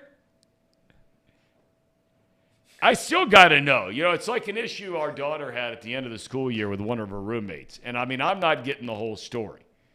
There's got to be something more to this story for the player formerly known as Mouse Cop regularly, which, by the way, that profile pic is big league pic. There's got to be some kind of a backstory that we don't know as to why he is always calling for you to be fired. I want to know it too. I thought it started with the Adam Kunkel thing that we talked about, and then it's the whole me being a heel against the Reds thing. But man, he's just taking a liking to questioning my job, putting my job in jeopardy. Yeah, I'm not crazy about. Although I haven't seen him say that Man's this gotta week. Work. Man's got to work, Tom. I agree. But I haven't seen him write that this week. If he would have written that one time, and maybe he did and I missed it, if he'd have written that one time, I wouldn't have put him at number one. If I need to do some sleuthing, need to get out my monocle, need to get out my magnifying glass, get to nose of the grindstone on figuring out who Mouse Cop is, where he works, and I'm going to pick it outside his work. Saying fire Mouse Cop, whatever his real name is, just figuring it out, as he does for me every day. He works downtown somewhere in the business district. Okay. I don't know where, but he comments in that he's coming to us live from the business district all the time. So he must work down there somewhere. Okay, so I just got to get a poster board and go down to downtown Cincinnati. Fountain Square. Hashtag fire Mouse Cop. Dressed in all your Cubs gear as well. Sure, of course. Gotta wear the royal blue. You'd be like the guy with the sign. What's that guy? The guy that is in New York with the cardboard sign. The man with the sign, that goes viral all the time. Yep, over my head. He just stands there in New York with a sign over his head. With a different sign. Yeah. Sign guy. Yeah, I don't know. I think that's his name. Man with a sign is his thing. That's Reed. Just downtown, the business district. Fire Mouse Cop. I don't get the Reed just got done mowing the lawn again. These shoes are clean, guys. These shoes are clean. Put on new shoes today. Why is everyone commenting on my wardrobe all the time? I don't get it. I agree. I mean, what's the big deal? Everett jumps in and says, yeah. Okay. And by the way, he says he's going to be a Taste of Cincinnati this weekend, if you want to find him. All right. Fire Mouse Cop. Just walking around Taste of Cincinnati. Fire Mouse Cop sign. See me posted up. Everett says those are sick dad shoes. They are. New Balances. They are. They are dad shoes. That's why I got them. I'm getting old, Tom. You thought I was in my 30s, though. You did one time. I thought you were right at 30, somewhere said, right old there. Are you? I mean, come on. Just turned 27, and I'm just getting roasted. Yeah, I mean, there are guys in here that make a living beating you down. But you know what? You keep bouncing back. I'm right here. Yeah, you always show up. I do. That's right. That's right. That's right. Nut cutter. No doubt. No doubt. Gentlemen, we got box lunch coming up. Casey, have a great weekend. You'll be dialed into FC Cincinnati. Absolutely. This is your second to last Friday night as a single man. Yes, it is. Well, I mean, next week's the rehearsal dinner. This is really it, Casey. Yeah, this is your last hurrah. Yeah, we going to the Hard Rock tonight, Casey? Don't tempt me. Are you going down there tonight? Don't twist my arm, Tom. Are you going down there tonight? Because there are a lot of people in the chat that would love to see you if you are going down there. Are you going down to the casino tonight? I probably will not go down the casino, no. Thanks. No, not tonight. Probably not. I have not planned anything tonight. Lovely. Casey, did you go to the Brasco last night? No, I did not. Well, actually. Oh, so you hate Paul? That's what I'm going to do. You can come tomorrow. Oh, you're busy tomorrow. Watch the title game. No, you coming I'm not- tonight? No, I am going. That is what I forgot. What's the food of choice tonight? Tonight's Chick-fil-A. Tomorrow is Mission Barbecue. Today is Friday. Yeah. Oh, so, my bad. I was thinking Friday was the day that they don't serve. It's Sunday. Wait, Oh, my minute. God. How I does was that work? like, yeah, what's that got to do with it? Mouse Cop may be onto something. But no, that is my plan. Coming to Brasco tonight? I am coming to Brasco. All right. Okay. See I you already there. told Alex that that's what we're going to do for dinner. Free Chick-fil-A. Hey, by the way, do they? Because I mean, Prasco is a very Christian-oriented Yes. company. Do they serve beer in those games? No. Oh, I didn't gosh, think so. Okay. No alcohol on the. No tobacco, That's what I no thought. alcohol. Right. nothing. Yeah. Right. Okay. Paul, good luck on the broadcast tonight. Thanks. Yeah, it always feels weird when you get to the Big East tournament. It's the last one. You remember back in August, you're doing high school football. We're doing everything else, and you get to the end of the year, and it's the last one in the booth. So, where if someone wanted to listen to that game tonight to find out who the Musketeers are going to play tomorrow night, Yes. how would they find that game? So it's subscription based. I think you can sign up. I think it's $12.50. There's not even a free trial of it. It's through Flow Sports. FLO. FLO Sports. FLOsports.com. Yep. You can Okay. just do a monthly subscription if you Okay. want to watch. All right. Good. Yep.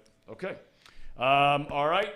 Gentlemen, have a good weekend. Jacob, have a good weekend. It is time for Boxed Lunch. Here we go. Have a good weekend. Have a good weekend, Tom.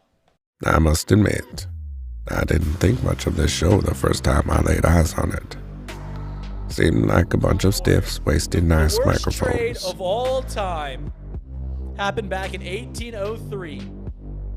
Go ahead. Napoleon Bonaparte traded the Louisiana Purchase for $3 million. Napoleon, what happened? Half the country for $3 million.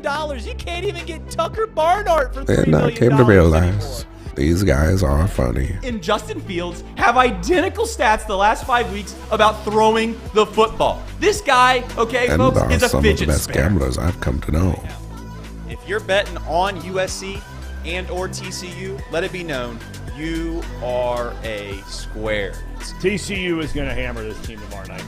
I hate to hear that. Tomorrow When we come back afternoon. in here on Monday, you're going to be happy as a lark because USC lost, but you're going to be wrong about TCU. Get ready for the most useless hour of your day. It's time for Boxed Lunch, presented by Betfred Sportsbook. Now, Casey, run that track.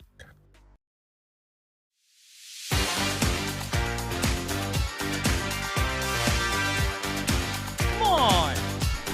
You didn't like that, Casey, or was that just... I like that. That was just a prediction that you wouldn't like it. I like it. You like it? Yeah. Paul, you like it? Sure. Let's get Memorial Day going. I'm not going to be the contrarian here.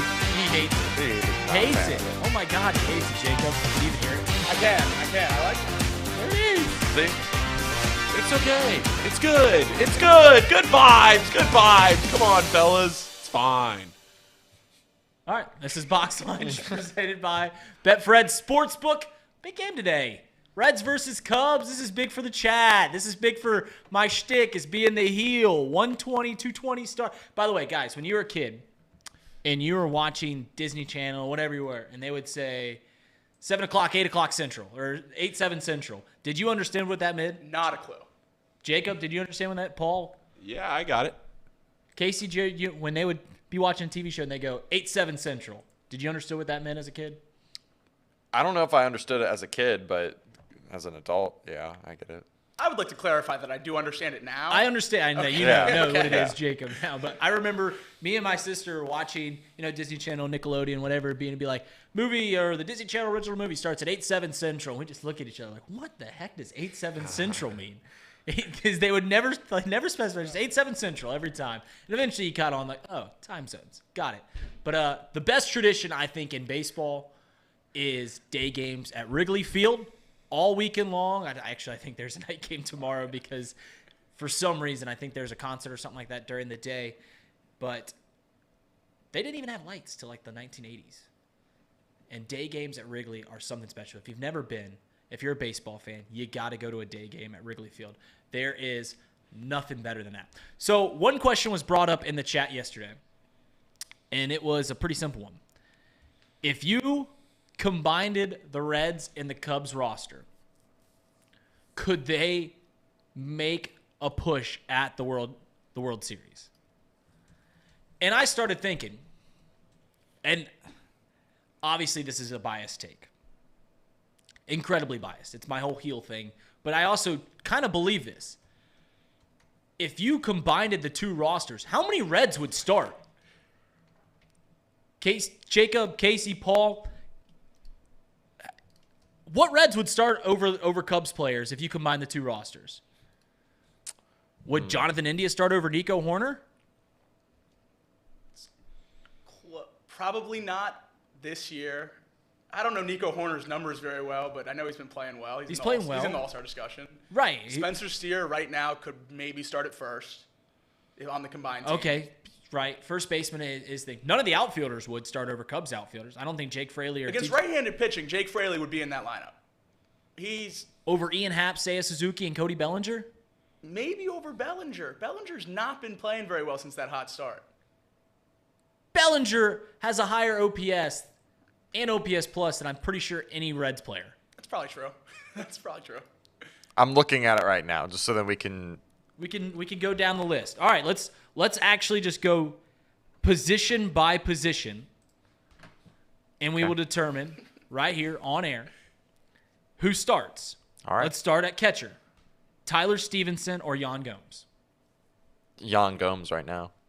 Jan's played better, but if you're making a team, you'd probably pick Tyler Stevenson. I would pick Stevenson if you're just going by this year's production. I guess maybe you take Jan, but like I'm picking Stevenson. Let's take this in the player that you'd rather have. Okay, not I'd rather what they've I'd rather have Stevenson. Tyler Stevenson and Yan Gomes. Tyler Stevenson. Yan Gomes. All right. Spencer Steer or Trey Mancini, Matt Mervis, whatever Cub player you want. Probably Spencer Steer over Trey Mancini. Trey Mancini stunk. Matt Mervis hit 35 home runs in minor league last year. If you don't give it to Spencer Steer, the Reds aren't getting many more. So let's take Stevenson and Steer here. Okay, so Stevenson and Steer, those are the catcher first baseman. Nico Horner over Jonathan India, 100%. Dansby Swanson over Jose Barrero, Matt McClain. Matt McClain? You're taking Dansby Swanson over those two players, 100%. You're taking Patrick Wisdom over Nick Senzel. Kevin Newman today.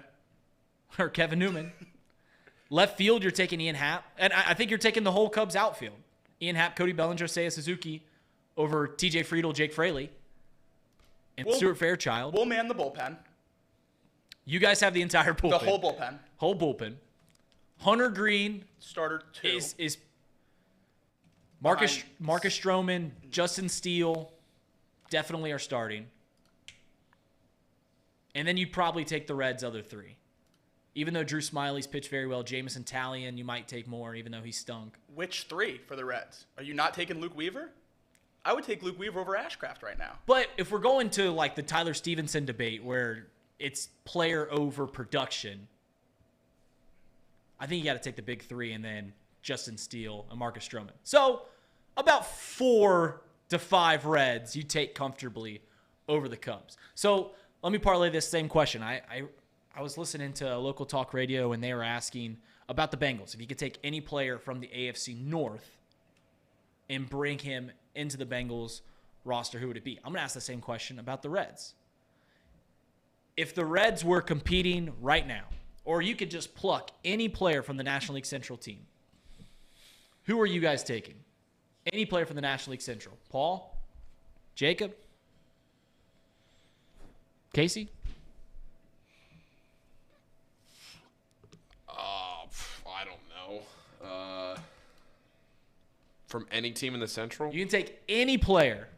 Nolan Arenado, Paul Goldschmidt. the Central's so bad. I think it almost Corbin has to Burns. be one of those two. What about Corbin Burns? Pitching. Could use pitching. Wandy Peralta. Brandon Woodruff. Oh, O'Neal Cruz. Justin Steele. Is O'Neal Cruz healthy? He's hurt. Okay, I thought so because I looked him up the other night and I saw he wasn't playing. He played the first week. Yeah. And he's been hurt ever since. No, I don't need O'Neal Cruz though. They'll have Ellie De La Cruz. I don't need him. Dansby Swanson. Maybe Corbin Burns, I guess. You go pitching. That's my only take. I don't know. Am I missing a pitcher? Am I missing a better pitcher? Brandon Woodruff's pretty good. Freddie Peralta's pretty good. Although Brandon Woodruff hasn't pitched this year, has he?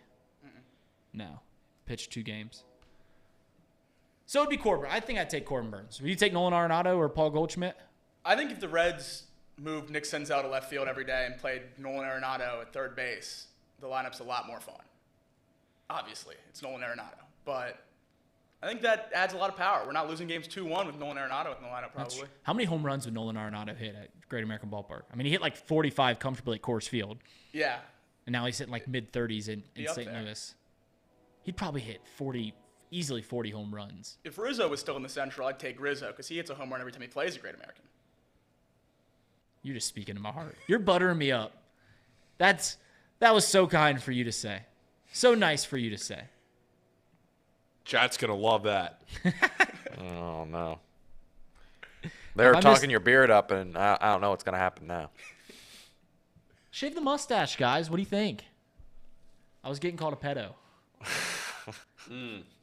It's better than being called, what was I called? What was the movie, the serial killer?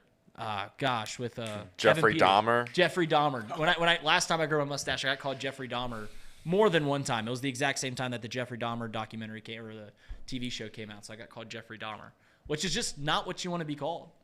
The day I asked Alex to marry me, when I proposal day, my brother-in-law kept calling me Jeffrey Dahmer because I literally had like the exact same outfit of a picture of Jeffrey Dahmer. Even the glasses flannel and everything. Glasses, whole longer nine hair, the flannel, everything.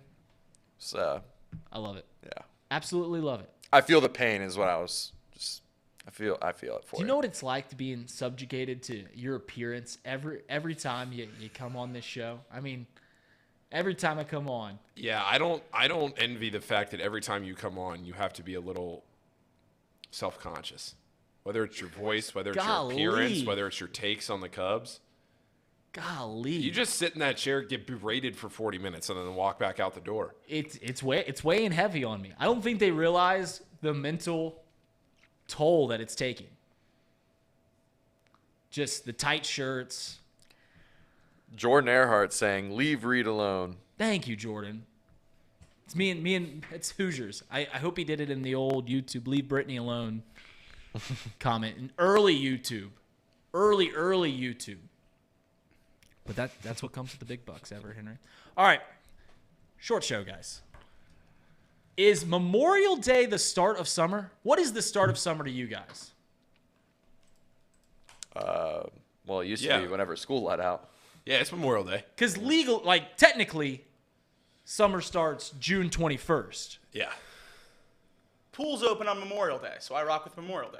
Memorial Day seems like a good, but also school's been out for a week. As a college student, you get out, you've been out of school for 2 weeks. Were you on summer? Would you consider that it was summer the past 2 weeks? Yeah, for sure. I think on a national level, summer starts on Memorial Day. That's just, I think, a good way to lock it in. These last 2 weeks, you're kind of just a middle ground, nothing. Get ready for the summer. Now it's summertime. Start playing golf, going to the pool. It's nicer out. Last week hasn't been clouds in the sky at all. Yeah. It's always funny when you actually do get to June 21st and the national headline is first day of summer. You're like, whoa. I've been in summer mode for 6 weeks now. Month and a half. Been in summer mode for 6 weeks. What do you guys got planned for Memorial Day? Anything? Baseball today and tomorrow, and then Sunday and Monday. I'm still trying to figure that out because the weather looks nice, so I want to make use of it. There's no chance I'm getting out on the golf course. They'll probably invent a league to make on Sunday and Monday. It's probably you a seem pop-up like you- Memorial Day league. You seem like you're a little bitter about leagues. Dude, it's just I can't play. They're all over the place. Join a league. If you can't beat them, join them. Well, I mean, that literally solves your problem. know. You join a league, play competitive golf. I know. You get a scheduled tee time, and on top of that, not that you'll realize soon when you're married is like having that standing time gets you out of a conversation like, hey, honey, I'm gonna go play golf today, and she's like, no, you're not. Like, you're not gonna. We have so many things to do. But if you join that league and she knows, oh, Tuesday evening, he's got his golf league. Saves an argument or two. Saves an argument or two. Join yourself a league, Paul. Let's join a league together. You and I, partners. I'll be your guys' caddy. We got Casey as the caddy. We can shift 2-beer Tuesday into two-round Tuesday. 2-round Tuesday. Indy 500's this weekend. You gonna watch it? No. The answer's no. Have you watched that? Have we talked about that Netflix documentary? Have you watched that Netflix or whatever it is? My buddies, my college friends, watched this Indy 500, this Formula One racing. Oh, F1. Yeah. Drive to Survive. Drive to Survive. Have yes. you seen that? Yeah. So the sport of F1 stinks, but the Netflix drama. show is awesome. Yeah, the actual sport is awful. But the drama of the series and the Drive to Survive, but I think I said this on the show before, I know so little about F1 as far as the dynamics of the interpersonal relationships of the people that, you watch the golf show and they make Joel Damon seem like he's Tiger Woods and all these guys that are randos, Sahith Tagala and all these guys that you've never heard of. And they basically give a platform to these guys and promote them. And it's great. Everybody loves Joel Damon now, or Tagala, some of these guys that you've never heard of. But if you were a European, well, European's not wrong. If you were some person from the Middle East that had never seen golf before, and you watched that Full Swing documentary, you'd think that those are like the most popular guys in golf when they're not. They're just not. So that's why I guess it's a little different in Formula One because there's only 20 guys and it's the same 20 guys every week. But are they manufacturing any of that drama? I don't know. The sport stinks. The documentary's awesome. Highly recommend watching it. It's funny you bring that up about Full Swing. I used to always say that about 30 for 30s. Remember when 30 for 30s would first come out, and whoever the 30 for 30 would be out, you'd go around thinking this was the greatest player ever played. Marcus Dupree, the best that never was. Who would have known if Marcus Dupree would have been great or not? But they just make him seem like he's the greatest player, the best that never was. The Boz. Remember the Boz? That 30 for 30? Documentaries that are focused, they obviously got to sell a story. The greatest piece of sports propaganda the last probably decade, The Last Dance. Last Dance. No Michael doubt about it. Jordan pushing his own narrative. Love it. Could not have timed that better, too. To where everyone had to watch it. They bumped it up, 3-6 months to get it out? Right. They started showing that before the last 2 episodes were done. They hadn't finished the last 2 episodes yet. And then they debuted. The Jordan Earhart puts in another good 30 for 30 winning time, which was Reggie Miller versus the New York Knicks. I would have thought that was the greatest rivalry that sports had ever seen. And it just kind of wasn't. I mean, it was these guys were fighting to get into the conference finals. Not even to win the conference finals, not even to win a championship. They were just fighting to see who lost to Jordan. But they made it seem like it was just the greatest rivalry that the world had ever seen. And it just wasn't. But that's what documentaries have to do. That's what they got to do. Yeah. All right. Okay, Paul, what time's the game tomorrow? 2 o'clock. 2 o'clock, Prasco Park. 2 o'clock. Muskies got to lose twice, right? Yeah, they would have to lose twice to not win it. And they finally have good starting pitching in a title. I can't say that the last 2 years. So they've made it the last 2 years as the champion, or they have played in the Big East title game the last 6 tournaments that they've qualified for. They missed the tournament in 18. There was no tournament in 20. But the last 6 times they've been in the field, they've played for the title. They won it in 16 and 17. They've lost in 19, 21, and 22. Have they ever lost back-to-back? Have they ever come out of the winner's bracket and then lost the tournament? No. Okay, so it always been out of the constellation. So has it been UConn versus Xavier the last 2 years? Okay. It's basically been UConn versus Xavier as like the whole competition of it the last 2 years. Yeah. Who would be the third best team in there? Like Seton Hall? It's rotated. Seton Hall had a bad year last year. They didn't make it. They were in it this year. They went 0-2. Georgetown's been a great story. Georgetown's tough because they have to go all the way across D.C. to practice. Their commute for practice time is an hour and a half every day. It's miserable. 45 minutes one way, 45 minutes back. They don't have anything on facility, not even a turf field where they can just take ground balls. I guess they could take ground balls, and their coach, Edwin Thompson, told us that they have a batting cage. But, like, if you've been to Georgetown or if you know the campus, if anybody's listening, like, there's no facilities on campus. The basketball team, well, they have McDonough Arena, but the basketball team plays downtown at Capital One. They have the soccer field on campus, but they don't have a baseball field on campus. So, I mean, it's such a tight-knit little campus there that, you know, there's not a lot of space. So they got to go all the way over to the Nats Youth Academy to practice. Crosstown. Has Xavier ever been to the Super Regional? Never been to a Super Regional, I don't think. I'm trying to think in 2014. No, they didn't make it then. They beat Vandy in 16, but then lost in the regional final. Went to the regional final in 17. Didn't win that either. So, no, I don't think they've been to a Super. Who was the last team from this area to make the College World Series? IU with Kyle Schwarber? Kent State made it like in 2011 or something like that. I'm going to have to look into that. I'd have to look. Ohio State certainly has never been No. there. Michigan's been there a couple times. Yeah, Michigan has, but I don't know if that's from this area. Well, the north, north of the Mason-Dixon line.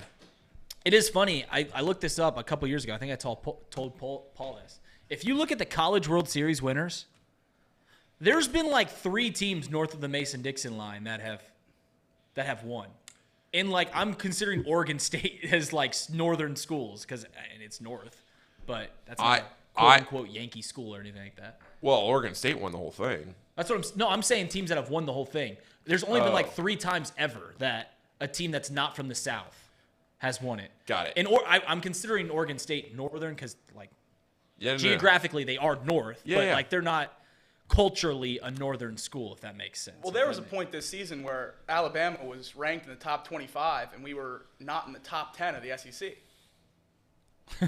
Like, we were in danger of missing the SEC tournament. We were a top 25 team in the country. It is SEC, the ACC, and then you sprinkle in these, like, little schools that have great programs, like Campbell. Campbell's a school that has a great program that's from the Big South. Coastal Carolina. Long Beach State for forever had a really good program. So there's these pockets of schools that are known as quote unquote baseball schools. Fresno State's another one. Is that where Judge went? Is that what I was thinking about a couple of shows back? Yes. That's where he went. Yes. Campbell's head baseball coach. Hamilton, Ohio native. Really? Indiana went to the College World Series in 2013 with Tracy Smith. I always get that mixed up. And Kyle Schwarber was on the team. So the head coach was Tracy Smith. He parlayed that into going to Arizona State, and he didn't work out now. He's now the head coach at Michigan. But Tracy Smith lived in Hamilton for a while when he was the head coach at Miami University back in the mid-2000s. Notre Dame went to the College World Series last year. Okay. I'm looking at winners right here. And it's Oregon State won back-to-back in 06-07, but every other school is from the South. Like full-blown the South. The resources, the weather. Minnesota won in 56. Heck yeah, Minnesota. It just means more. Yeah, so players in the South get so many more at-bats. They play so many more games.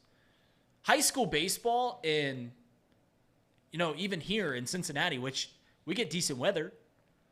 High school baseball season's 5 weeks long. Starts last week of March, ends the first week of May. See you later. Get 6 weeks. You get 70 at-bats in high school. And then you got your summer ball. But when you go down to Georgia, they're playing all season long. They can start playing high school baseball in February if they wanted to.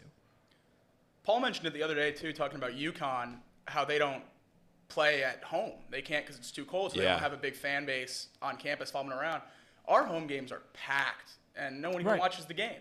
So, like, That's another reason. If you're a good high school player, where do you want to play? Where you're playing on campus with fans watching you, you're cheering your name. That's what everyone dreams about. So that's why guys keep going to the South, because you can actually play on the campus.